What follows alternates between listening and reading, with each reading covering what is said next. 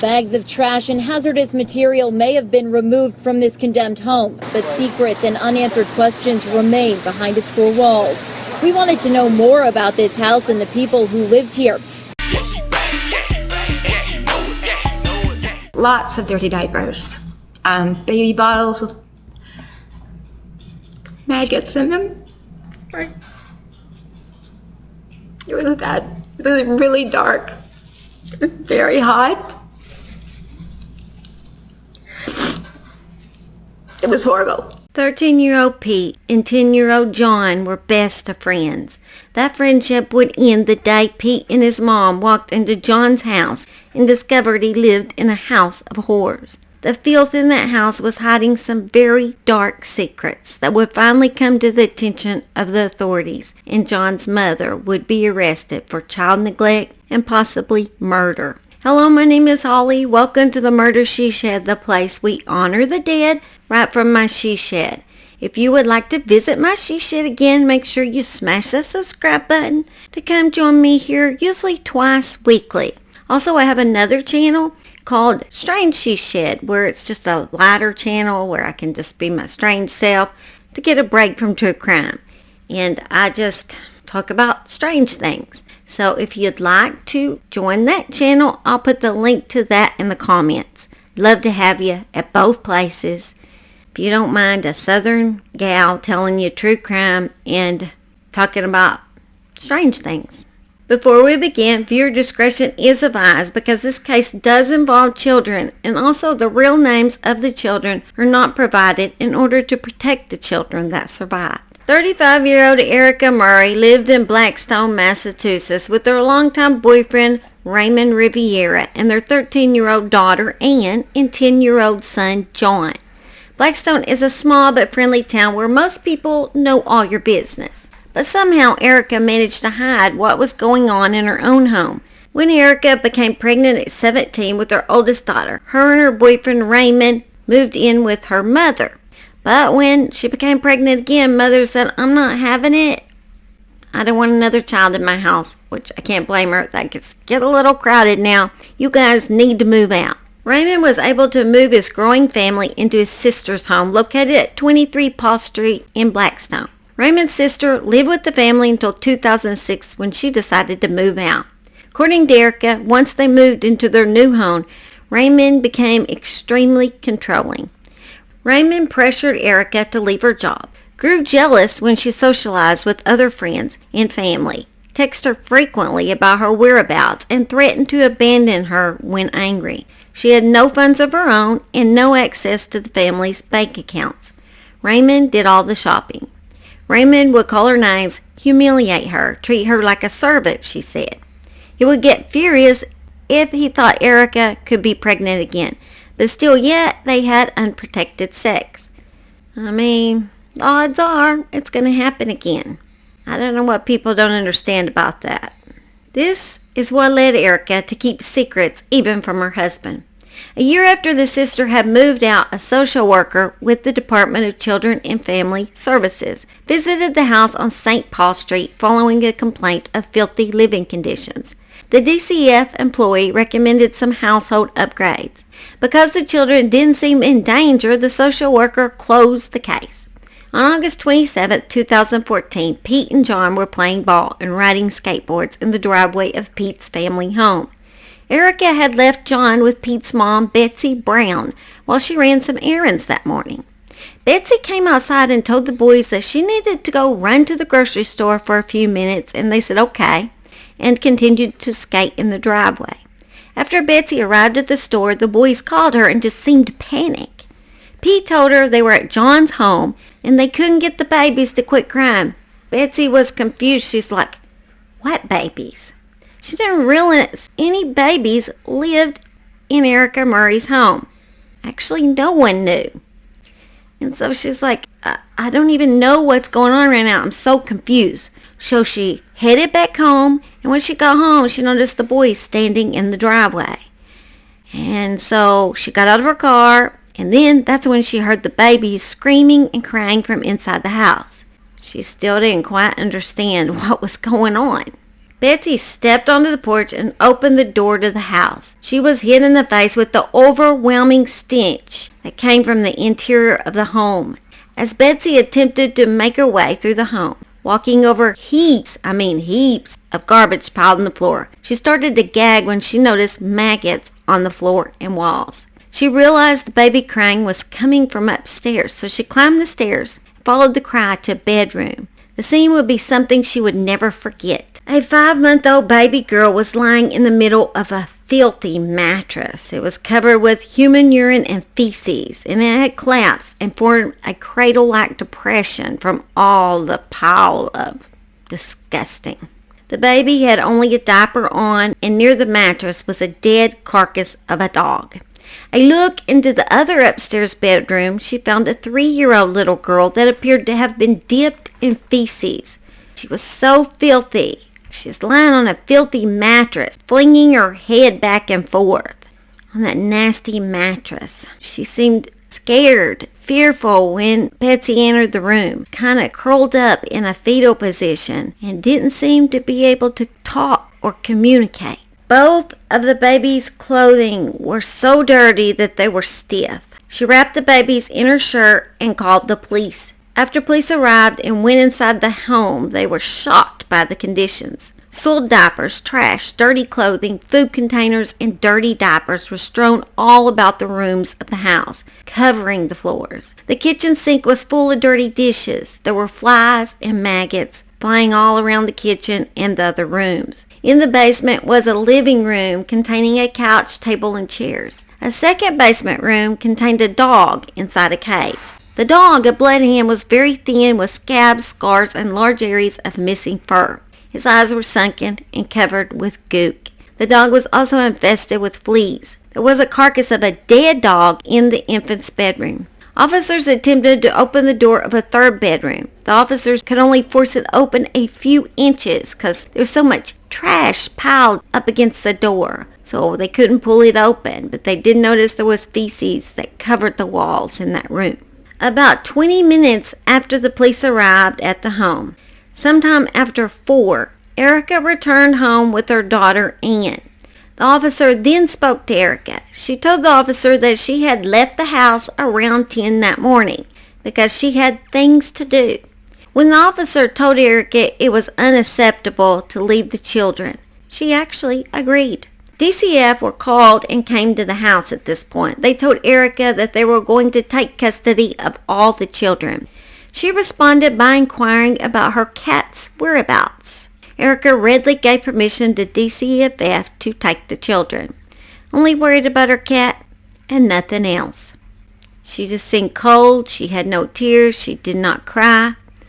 And even during the interview by police, she shed no tears for the loss of her children. Just cold-hearted. Raymond was still at Staples where he worked. When the older children were asked about the 2 younger children living in the home, the children responded by saying, "Mom babysits them." So they had no idea that these 2 younger children were their siblings because Erika always told her oldest favorite children that she was babysitting the 3-year-old and 5-month-old for a woman that she had made a profile on Facebook for named Michelle Ridgway. The profile picture of this made-up woman she was babysitting for was actually a picture of Erika in a wig with glasses. So at this point, they didn't even know who these other 2 children belonged to. They were like, now what do? We've taken children out of this woman's home and we don't even know who 2 of these children belong to.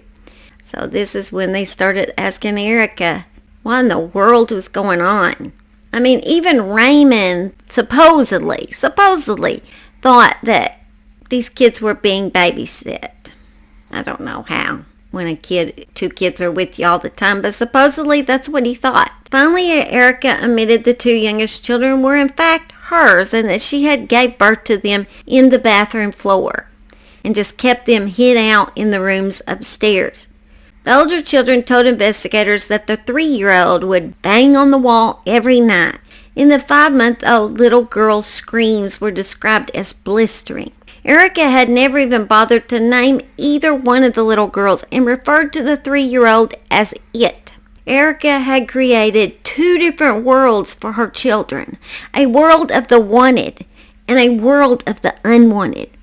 Erika lived two very sick lives. In one life, she was a mother who by outward appearance doted on her 13-year-old daughter and 10-year-old son. Her social media posts were filled with pictures of home-cooked meals, recipes, homemade Halloween costumes, and happy children. Her oldest daughter, Ann, always had the latest in fashion, and also she had a phone and all electronic devices. John was the same. He had every gaming system you can imagine. He had it, and he was dressed nicely, taken care of. Both of those children showed no signs of neglect. They had friends, and they were active in school. Erika and Raymond threw birthday parties at pizza and arcade-type restaurants for those two children, had skating parties, and did all different sorts of activities where the children's friends were in attendance while these two babies were left at home to scream and wallow in feces. When the 3-year-old was seen by a doctor, when the doctor approached her, she became fearful and rolled up in a fetal position.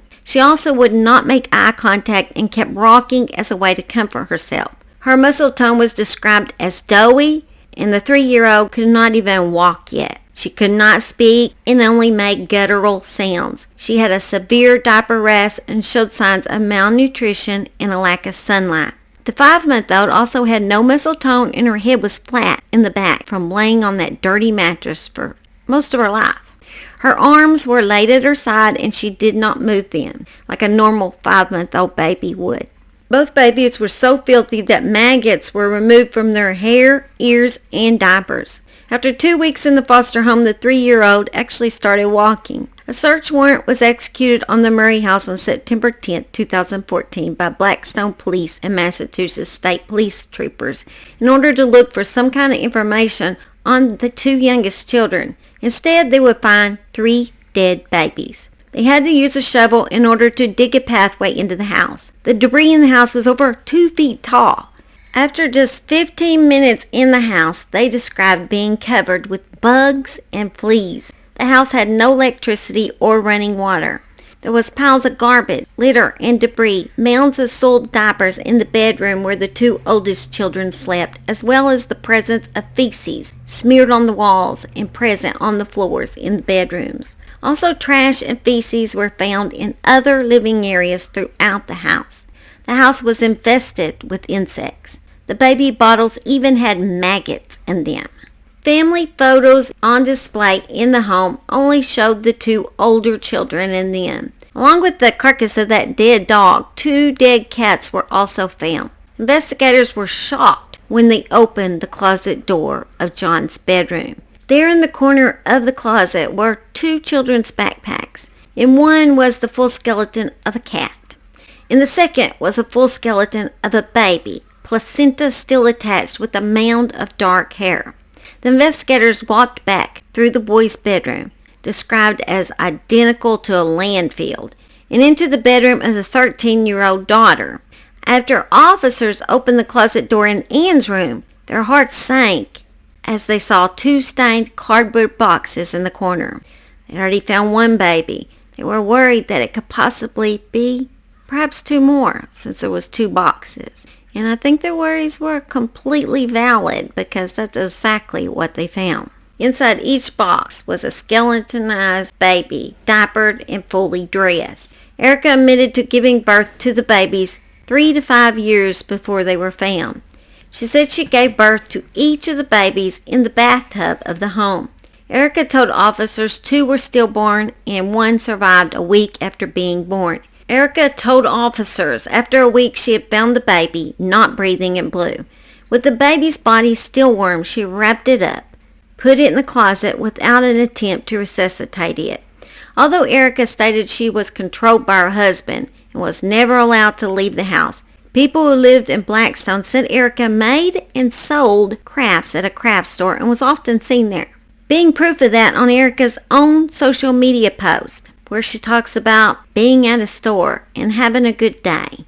And her social media posts just seem like a normal family. It's like a lot of people's social media, and we find out later it's not as grand as they go on about. During the trial, the defense alleged she had a mental illness and a low IQ. Erika's own family stated she came from a normal family and always done well in school. Erika's boyfriend and father of all the children, Raymond, claimed the exact opposite, saying he was the one being abused. He wasn't the controlling one, he said Erika was. Erika only allowed him in the basement of the home and denied knowing the conditions of the home or how bad it was. Also denied knowing that he even was father to those 2 children that constantly screamed up the stairs. And he didn't even know the existence of the other babies that had been born in that home. He stated that he only entered through the basement door. Considering the basement had no bathroom or kitchen, how could he have only lived in the basement? How could he not smell the stench that filled that home? And we obviously know he at least slept in his wife's bedroom, some considering the amount of children they conceived. The one time he spoke to the media, he did not seem like someone who would have complete control over his wife.